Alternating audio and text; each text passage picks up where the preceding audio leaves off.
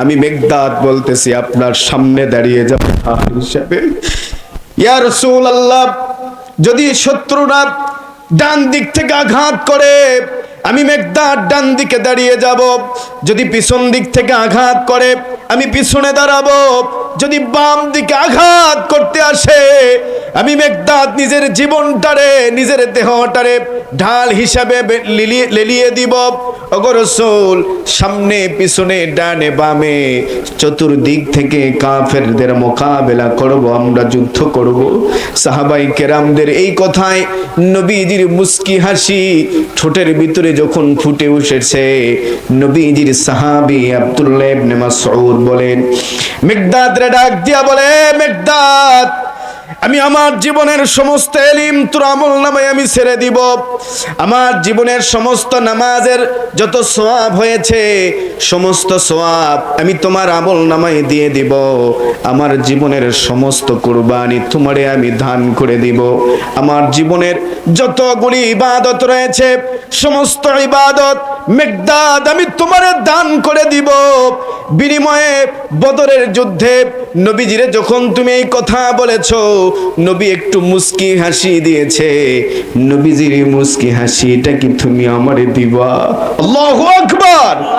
সাহাবীরা আশিক রাসূল ছিলেন, নিজের জীবনটা কুরবানি দিতে নবীজির ভালোবাসায় সামান্য পরিমাণও সংকোচ বোধ করে নাই।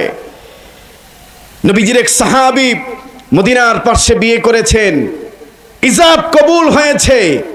আল্লাহু আকবার। সাহাবী ইজাব কবুলের পরে নিজের স্ত্রীর চেহারা দেখা সুন্নাহ। ঠিক এমতো অবস্থায় সাহাবীর কাছে একটা চিঠি এসেছে। চিঠি পড়ে দেখে নবীজির লেখা চিঠি, ডেকে বলেন, হুনাইনের যুদ্ধের দামামা বেজে গিয়েছে, তুমি কোথায়? তোমারে জিহাদের প্রধান সেনাপতির দায়িত্ব দেওয়া হয়েছে। সাহাবী চিঠি পড়লেন, চিঠিটা আস্তে করে চুমু দিলেন, বুকের উপরে আস্তে করে পকেটে রেখে দিলেন। ঘোড়ার পিঠের উপরে উঠেছে, পা দুটি মসজিদে নববীর দিকে বাঁকা করে দিয়েছে। এরপরে যখন মসজিদে নববীর দিকে যাইতেছিলেন, নবীজির সাহাবীরা ডাক দিয়া বললেন, কোথায় যাইতেছ? বলে, কেন? আগামীকাল হুনাইনের যুদ্ধের প্রস্তুতি নিতে হবে। যুদ্ধের প্রস্তুতির জন্য নবী আমারে ডেকেছেন, আমি নবীজির কাছে যাইতেছি। মুরব্বীরা ডেকে বললেন, দেখো তোমার বয়স কম, 15 বছর বয়স, যুদ্ধের দামামা বাজতেছে, ঠিক আছে, তুমি তো নতুন বিয়ে করেছো, বিয়ে করার পরে নিজের স্ত্রীর চেহারা দেখা সুন্নাত, তুমি তোমার স্ত্রীর চেহারাটা এক নজর দেখে যাও, নবীজির সুন্নাহর উপরে আমল করো। সাহাবী বললেন, যার জন্য আমি সুন্নাহ শিখলাম, যার জন্য সুন্নাত ওয়াজিব নফলের ইলম ঢুকেছে, সেই নবী আমারে তলব করেছে। দুনিয়ার কোন মানুষ আমারে বাধা দেওয়ার ক্ষমতা রাখে না। আমি নবীজির দরবারে যাব। উনি চলে আসছেন নবীজির কাছে। নবী আমার যুদ্ধ সংক্রান্ত বিষয়ে কথা বলতেছিলেন।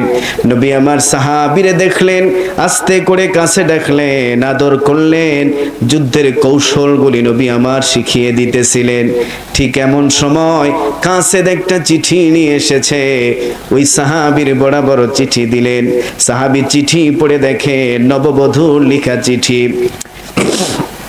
নববধূ চিঠি লিখেছে, স্বামী গো, হুনাইনের যুদ্ধে 3 জন সেনাপতি নিযুক্ত করা হয়েছে। এই যুদ্ধের ভিতরে প্রথম সেনাপতির দায়িত্ব দেওয়া হয়েছে আপনারে।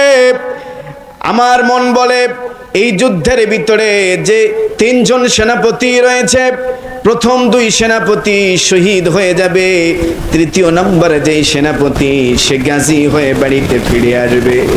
আমি জানতেছি, কারণ এই যুদ্ধে আপনি প্রথমেই শহীদ হবেন, এজন্য নবীজি 3 জন সেনাপতি নিযুক্ত করেছে। যে যুদ্ধে নবী আমার 2 জন সেনাপতি নিযুক্ত করতেন, ওই যুদ্ধের প্রথম সেনাপতি শহীদ হয়ে যাবে, এটাই স্বাভাবিক। এই যুদ্ধে যেহেতু 3 জন সেনাপতি নিযুক্ত করা হয়েছে, অতএব 2 জন সেনাপতি শহীদ হবে, প্রথমে আপনি শহীদ হয়ে যাবেন। অতএব জীবনের তরে আপনার এক নজর আমি দেখতে চাই, কিয়ামতের দিন যেন আল্লাহর সামনে দাঁড়িয়ে বলতে পারে এটা আমার স্বামী ছিল, ইজাব কবুলের পরে জিহাদের ময়দানে ঝাঁপিয়ে নিজের জীবনটারে দান করে দিয়েছে। আমি আপনার এক নজর দেখতে চাই। স্বামী নবীজির সাহাবী, মাত্র 15 বছর বয়স, চিঠির অপর পৃষ্ঠায় লিখে দিয়েছেন, বিবিরে সময় নাই, দেখা হবে কিয়ামতের ময়দানে।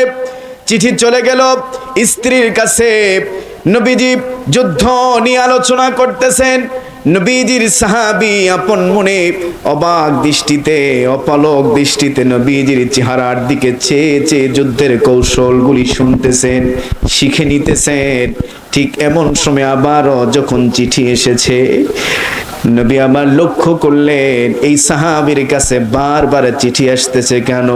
নবী আস্তে করে কাছে ডাকলেন, ডেকে বললেন, কে তোমার কাছে চিঠি লিখে বলো। সাহাবী মাথা নত করে বললেন, ইয়া রাসূলুল্লাহ, মদিনার পাশে আমি একটা বিয়ে করেছি, ইজাব কবুল হয়েছে, এখনো নিজের স্ত্রীর চেহারাটা আমি দেখি নাই। আমার স্ত্রী আমারে দেখার জন্য বারবার চিঠি লিখতেছে, যদি আপনি একটু অনুমতি দিতেন, আমি অনুমতি যদি দিতেন স্ত্রীর সঙ্গে দেখা করে আসতাম। নবী আমার বললেন, যাও, দেরি করো না, আমি নবীজি তোমার অপেক্ষায় রয়েছি, যাও তুমি তাড়াতাড়ি তোমার স্ত্রীর সাথে দেখা করে আসো। সাহাবী যখন ঘোড়ার পিঠের উপরে সওয়ার হইয়া শ্বশুরের দরওয়াজার সামনে এসে দাঁড়িয়েছে, ডাক দিয়া বললেন, বিবিরে দরওয়াজা খুলে দাও। বিবি বললেন, কে আপনি? বলে, যারে দেখার জন্য তুমি বারবার চিঠি লিখতেছো, সেই মানুষটি তোমার বাড়ির দরওয়াজার সামনে এসেছে। স্ত্রী দৌড়ে এসে দরওয়াজা খুলে দিলেন, দেখে বললেন, আপনি একটু নামেন, আমি আপনার এক গ্লাস শরবত করে খাওয়াবো। সাহাবী বললেন, না, সময় নাই, হুনাইনের যুদ্ধের দামামা বাজতেছে, নবীজি যুদ্ধের কৌশল শিখাইতেছে, আমারে যেতে হবে, আমার সময় নাই। তো তুমি আমারে দেখলা, আমিও তোমারে দেখলাম, কিয়ামতের দিন আমি তোমারে আল্লাহর কাছ থেকে চেয়ে নিব রে বিবি। বিবি ডাক দিয়া বললেন, স্বামী গো, আমি ওযু করব, আপনিও একটু ওযু করবেন, আমি যাই নামাজে বসবো, আমি মুনাজাত করব, আপনি শুধুমাত্র একটু কেবলমাত্র আমিন আমিন বলবেন। নবীজি সাহাবী বললেন, যদি প্রয়োজন মনে করি আমিন বলবো, আর যদি প্রয়োজন মনে না করি আমিন আমি বলবো না। স্ত্রী বললেন, আচ্ছা ঠিক আছে। স্ত্রী ওযু করে এসেছেন, নবীজির সাহাবী পাশে বসেছেন। স্ত্রী দুখানা হাত তুলে ডাক দিয়া বলে, আল্লাহ, এই যুদ্ধের ভিতরে 3 জন সেনাপতি নিযুক্ত করা হয়েছে, প্রথম 2 সেনাপতি শহীদ হয়ে যাবে, আমার স্বামী হলো এই যুদ্ধের প্রথম সেনাপতি। তুমি তো দেখেছো তোমার জানবার বুঝবার কিছুই বাকি নাই, আমি অভাগিনী মহিলা, ইজাব কবুল হয়েছে, বড় অনুরোধ করে স্বামীকে আমি আমার কাছে নিয়ে এসেছি। রব্বুল আলামিন, আয় আল্লাহ, তুমি আমার স্বামীকে শহীদ না করে গাজী করে আমার কাছে তুমি আবার ফিরিয়ে দাও। নবীজি সাহাবী হাতটা ছেড়ে দিয়েছে, ডাক দিয়া বলে, বিবি রে, তুমি এমন দোয়া করবে যদি আমি জানতাম, ওয়াল্লাহি আল্লাহর কসম, আমি এই সময়টা আমি তোমার কাছে দিতাম না। কারণ আমি কালকে থেকে, যখন থেকে আমি শুনেছি জিহাদের ময়দানে প্রথম সেনাপতির দায়িত্ব আমারে দেওয়া হয়েছে, আমি জান্নাতের সুঘ্রাণ আমি আমার নাকের কাছে পাইতেছি। বিবিরে, তোমার সাথে আসতে, তোমার সাথে বলতে, কথা বলতে যে সময় পার হয়েছে, এই সময় যদি নবীজির দর্শে যদি বসতাম, আমি নবীজির চেহারাটা যদি দেখতাম, আমার কলজাটা ঝুরিয়ে যেত। আগামীকাল হুনাইনের যুদ্ধ, তুমি আমারে বিদায় দাও, আমি নবীজির চেহারার দিকে চেয়ে চেয়ে বসে থাকবো, জীবনের তরে নবীজির এক নজর আমি ভালো করে দেখব। এ যুবক ভাই, এটা হলো আশিক রাসূলের পরিচয়। ইসলাম আর মুসলমান এমনি এমনি আসে নাই, কত রক্ত আর শহীদের বিনিময়ে ইসলাম এসেছে, কত শহীদ হয়েছে, কত মা তার সন্তানকে হারিয়েছে। ওই যে বদরের যুদ্ধ, রমজানে বদরের যুদ্ধের দামামা বেজেছে, নবী আমার হিজরত করে মদিনার জমিনে এসেছে, 313 জন সাহাবী দাঁড়িয়েছে, অপরদিকে আবু জাহেলের সেনাবাহিনী 1000 সৈন্য বাহিনী দাঁড়িয়েছে, সশস্ত্র বাহিনী। অস্ত্রের দিকে তাকাইলে চোখের ভিতরে পলক ফেলানো কঠিন হয়ে যাইত, এমন এক অবস্থা। ঢেউ খেলতেছিল আবু জাহেলের সেনাবাহিনীর অস্ত্রের দিকে তাকাইলে। নবী আমার সারাটা রাত ধরে কাঁদলেন। যুদ্ধ শুরু হয়ে গেল। নবীজির এক মিলিটারি ছোট্ট 2 সাহাবী ছিলেন, যার নাম ছিল মুআজ আর মুআব্বিস রাদিয়াল্লাহু তাআলা আনহু। আল্লাহু আকবার। মুআজ আর মুআব্বিস আব্দুর রহমান ইবনে আউফের সামনে এসে দাঁড়াইছে। 2 জন বালক, হাদিসের বর্ণনায় পাওয়া যায়। এই মুআজ মুআব্বিসের মায়ের নাম ছিল আফরা। আফরা 7টা পুত্র সন্তানের মা ছিলেন। এই 7টা সন্তানকে বদরের যুদ্ধে আল্লাহ পাকের জন্য কুরবানি করে দিয়েছে। আল্লাহু আকবার। এমন একটা মা ছিলেন আফরা রাদিয়াল্লাহু তাআলা আনহা। 2 সন্তান মুআজ আর মুআব্বিস। আব্দুর রহমান ইবনে আউফের 2 পাশে দাঁড়িয়ে দেখে বলে, চাচা আপনার বাড়ি কই? বলে আমার বাড়ি মক্কায়। বলে আবু জাহেলকে একটু দেখাইয়া দিবেন? আব্দুর রহমান ইবনে আউফ মুআজ আর মুআব্বিসের দিকে চেয়ে বলতেছে, তোমরা আবু জাহেলকে দেখে কি করবা? বলে চাচা আমরা আজকে বাড়ি থেকে আসতে আল্লাহর সাথে একটা সন্ধি আর চুক্তি করে এসেছি। কি চুক্তি বাবা? বলে চুক্তি করে এসেছি, আল্লাহ তোমার দুশমন আর নবীজির দুশমনকে আজকে বদরের মাঠে পাবো। হয় আমরা বাঁচবো আর না হয় আবু জাহেল বাঁচবে, দুটার ভিতরে একটা, 2টা হবে না। আল্লাহু আকবার। আল্লাহর কাছে চুক্তিবদ্ধ হয়েছে, আল্লাহ রব্বুল আলামিন আমাদেরকে শক্তি দাও। নবীজির দুশমন ইসলামের শত্রু, তোমার শত্রু, তোমার দ্বীনের শত্রু। আয় আল্লাহ, হয় আবু জাহেল বাঁচবে না হলে আমরা বাঁচবো, দুটার ভিতরে যে কোনো একটা। এটা আল্লাহর কাছে আমরা ওয়াদাবদ্ধ হয়ে এসেছি। বলেন আবু জাহেলকে। মুআজ আর মুআজের বক্তব্য শুনে আব্দুর রহমান ইবনে আউফ রাদিয়াল্লাহু তাআলা আনহু বললেন, আবু জাহেলের প্রতি এত রাগ কিসের? বলে কেন? এই আবু জাহেল নবীজিরে কত কষ্ট দিয়েছে। নবীজি সিজদারত অবস্থায় ছিল, আবু জাহেল তার চালা চামুন্ডাদের দিকে দিয়ে উটের পোষা ভরি নবীজির মাথায় দিয়েছে। নবীজির হত্যা করার পরিকল্পনা করেছে নানান ভাবে। সেই নবীজির শত্রুকে আজকে বদরের ময়দানে দেখব, ওরে আমরা ছেড়ে দম দিব না। আল্লাহু আকবার। ছোট মানুষ কিন্তু একেবারে কেবলমাত্র বালেগ হচ্ছে, এরকম অবস্থা। আব্দুর রহমান ইবনে আউফ মুআব্বিসকে ডেকে বলে, বাবা তোমার? বলে আমারও একই শর্ত, একই নিয়ত রয়েছে। মনের ভিতরে তামান্না নিয়ে এসেছি, আবু জাহেলকে শেষ করে দিব। আল্লাহু আকবার। আব্দুর রহমান ইবনে আউফ ডেকে বললেন, ওই যে দেখো বিশাল বড় ঘোড়ার পিঠের উপরে উঠেছে, সাদা ঘোড়ার পিঠের উপরে উঠে যে ফাল পাড়তেছে, এদিক সেদিক দৌড়াদৌড়ি করতেছে, যুদ্ধের সৈন্যদেরকে কমান্ড করতেছে, ওটাই হলো আবু জাহেল। আব্দুর রহমান ইবনে আউফ বলেন, আবু জাহেল ছিল দানব আকৃতির, লম্বা মানুষ ছিলেন, স্বাস্থ্য বড় কঠিন স্বাস্থ্যের অধিকারী ছিলেন। আব্দুর রহমান ইবনে আউফ বলেন, এই কথা বলা মাত্র মুআজ আর মুআব্বিস দেরি করে নাই, একেবারে শকুনের মতো ঝাঁপিয়ে পড়েছে আবু জাহেলের উপরে। আবু জাহেলের উপরে ঝাঁপিয়ে পড়লেন। মুআজ আর মুআব্বিসের আঘাতে আবু জাহেল আল্লাহর দুশমন, নবীজির দুশমন, জমিনের ভিতরে যখন পড়ে যায়, এ যুবক ভাই, ওই যে আব্দুল্লাহ ইবনে মাসউদ, আবু জাহেল যারে থাপ্পড় দিয়া কানের পর্দা ফাটায় ফেলেছিল, সেই সাহাবী হযরতে আব্দুল্লাহ ইবনে মাসউদ আবু জাহেলের বুকের উপরে উঠে বসেছে। আবু জাহেল ডাক দিয়া বলে, তুই কি আমারে চিনতে পারতেছিস? আবু জাহেল বলে, কে রে তুই? বলে, আমি আব্দুল্লাহ ইবনে মাসউদ, যার কানের পর্দা তুই ফাটাইছিলি। আল্লাহু আকবার। দেখেন আল্লাহ পারেন এমন কোনো কাজ নাই, ঠিক কি না? দেখে বলতেছে, এই তুই আমারে চিনিস? আমি কে? বলে, আব্দুল্লাহ ইবনে মাসউদ। বলে, হ্যাঁ আব্দুল্লাহ ইবনে মাসউদ। বলে, আচ্ছা ঠিক আছে, কি করতে চাস? বলে, তোর মাথা কেটে নবীজির দরবারে হাজির করবো আজকে। আব্দুল্লাহ ইবনে মাসউদ, আবু জাহেল লাগবে না, সমস্যা নাই, সমস্যা নাই, আলহামদুলিল্লাহ, এটা হবেই। আব্দুল্লাহ ইবনে মাসউদ রাদিয়াল্লাহু তাআলা আনহু আবু জাহেলের মাথাটারে কাটলেন, কোন রিওয়ায়াতের ভিতরে পাওয়া যায়। আবু জাহেল ডেকে বললেন, ইবনে মাসউদ তুই তো তোর তলোয়ার দে না কেটে আমার তলোয়ার দে, আমার মাথাটা কাট। তোর মতো একটা হালকা পাতলা মানুষের কাছে আমার জীবন দিতে হবে আমি কল্পনাও করি নাই। সুবহানাল্লাহ বলেন। আল্লাহ বড় বড় জালেমদেরকে খতম করতে বিশাল বড় লোক লাগে না, মাত্র কয়েকটা মশার দ্বারাই যথেষ্ট। ঠিক কিনা? জবান খুলে বলেন ঠিক কিনা? নমরুদকে আল্লাহ তামাম পৃথিবীর নেতৃত্ব দান করেছিলেন।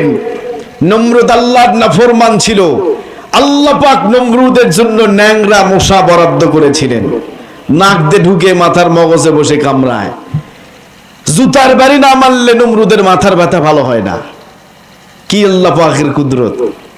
নমরুদ মশার কামড়ে জুতার বাড়ি খেতে খেতে মারা গিয়েছে।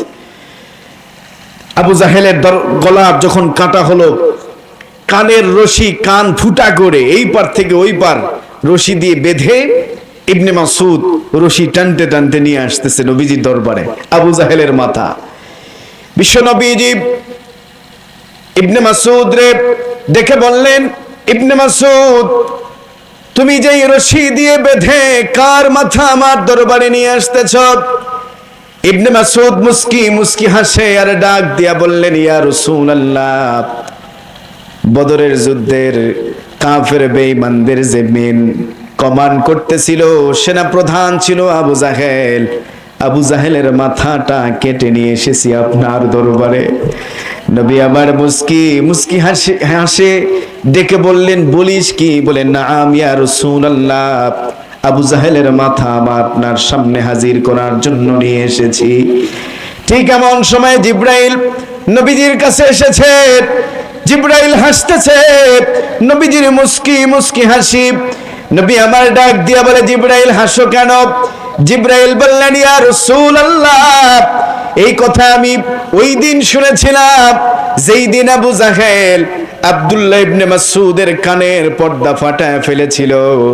তকদির বর্ণনাকারী যেই সমস্ত ফেরেশতাদের কাছে তকদিরের খবর থাকে, এই ফেরেশতাগুলির মাধ্যমে আমি খবর পেয়েছিলাম এই আব্দুল্লাহ ইবনে মাসউদের দ্বারা আমার আল্লাহ এই বড় জালেমের মাথাটা কাটার ব্যবস্থা করবেন। আল্লাহু আকবার, আল্লাহু আকবার বলে সেই দিন আমি মুস্কি মুস্কি হেসেছিলাম। নবী আমার আব্দুল্লাহ ইবনে মাসউদ রাদিয়াল্লাহু তাআলা আনহু আবু জাহেলের মাথা নবীজির সামনে হাজির করেছে। বদরের যুদ্ধে বিজয় হয়েছিল, এমন বিজয় মক্কার কাফের বেঈমানরা আনন্দে ছিলেন, জয়ধ্বনি দিবে এই কারণে তারা মক্কার পথে ফুলের মালা গেথে লাইন ধরে দাঁড়িয়েছিল। শুধু মোবাইল ছিল না যে মোবাইলে খবর নেবে আবু জাহেল নাই, এটা নাই, এটা ছিল না। ওরা রাস্তার পাশে দাঁড়িয়েছিল ফুলের মালা গেথে। কিন্তু দেখে গেল বদরের যুদ্ধের পরে কাফের বেঈমানরা যখন মাথা নত করে ঢুকতেছিলেন মক্কায়, জিজ্ঞেস করলেন কি হয়েছে? বলে আবু জাহেল শেষ, অনেক শেষ, অনেকেই শেষ, ওরা বিজয় লাভ করছে, আমাদের অনেকেই ওদের হাতে আটকা পড়েছে। সুবহানাল্লাহ বলেন। কাফের বেঈমানগুলি মক্কায় আইন করতে বাধ্য হয়েছিল, মক্কায় কেউ জোরে কাঁদতেও পারবে না, এমনকি সন্তান মরে গেলেও কাঁদতে পারবে না, কারণ কাঁদলেই মদিনার মানুষগুলি আলহামদুলিল্লাহ মক্কায় আইন করতে বাধ্য হয়েছিল, জোরে কেউ কান্নাও করতে পারবে না। কারণ বলে জোরে কেউ যদি কাঁদে তাহলে মদিনার মানুষগুলি আনন্দিত হবে যে আমরা সুখে কাঁদতেছি, কেউ কাঁদতে পারবে না। এক কাফের বলেন, আমার দুই সন্তান বদরের যুদ্ধে বদরের যুদ্ধে মারা গিয়েছিল, কিন্তু আমি কাঁদতে পারি নাই, কারণ আইন করেছি আমরা, কাঁদাও যাবে না।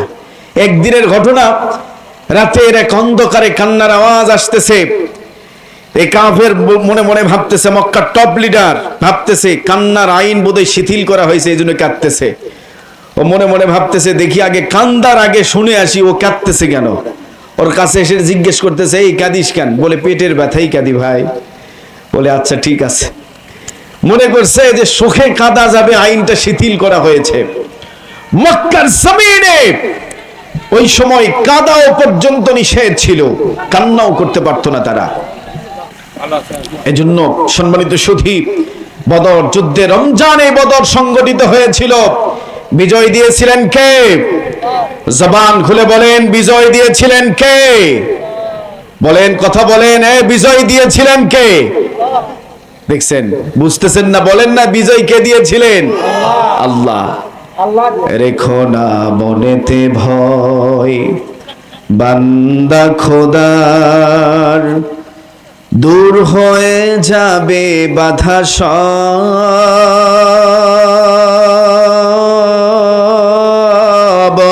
তোমার আমার এক মালিক আছে,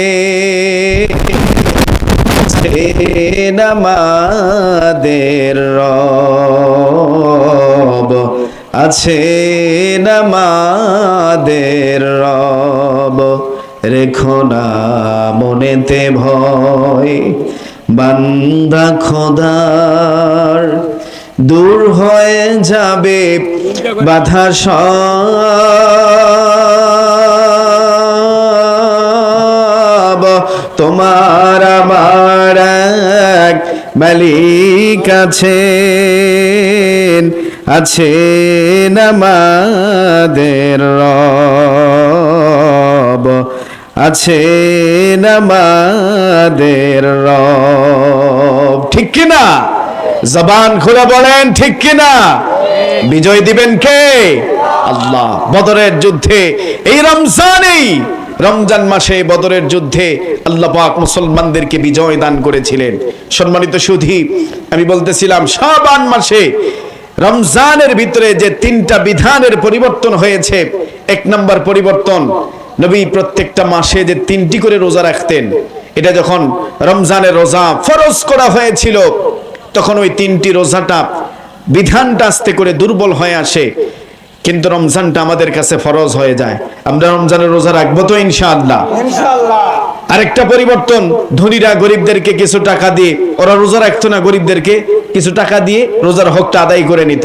আল্লাহ পাক এই বিধানটাও কঠিন করে দিয়েছেন, প্রত্যেকের উপরে রমজানের রোজা আল্লাহ পাক ফরজ করে দিয়েছেন। 3 নম্বর পরিবর্তন, এই শাবান মাসেই পরিবর্তন হয়েছে বিধানগুলি, দ্বিতীয় হিজরিতে। 3য় নম্বর পরিবর্তন, সাহারি খাওয়ার কোনো নির্ধারিত টাইম ছিল না। সাহারির যেহেতু নির্ধারিত কোনো টাইম নাই, সাহাবাই কেরাম তারাবি পড়েই খাবার খেয়ে ঘুমিয়ে পড়তো, কারণ ঘুমাইলে রোজা শুরু হয়ে যেত। নবীজির এক সাহাবীর নাম ছিল সাকরান রাদিয়াল্লাহু তাআলা আনহু। কায়েস ইবনে সাকরান, আনসার সাহাবী, সারাটা দিন রোজা থাকার পরে ক্লান্ত শরীর নিয়ে এশারের নামাজের পরে ঘুমিয়ে গেছে, রোজাও শুরু হয়ে গেছে। পরের দিন সকালবেলা খাওয়ার সুযোগ পায় নাই, সাহারি খাওয়ার সুযোগ আসে নাই। দিন যখন বড় হয়ে গিয়েছে, অর্থাৎ বেলা দুপুর, বড় দুর্বল হয়ে গেলেন। নবীজি জিজ্ঞেস করলেন, কায়েস ইবনে সাকরানের কি পরিস্থিতি? বলে, সে এই অবস্থা, নবী আমার অপেক্ষায় রয়েছেন। আল্লাহ পাক বিধান সহজ করে দিলেন। নবীজিরে বললেন, রাসূল, সুবহে সাদেকের আগ পর্যন্ত আমি সব কিছু বৈধ করে দিলাম। সুবহানাল্লাহ বলেন। তাই বলে চুরি করা বৈধ নয়।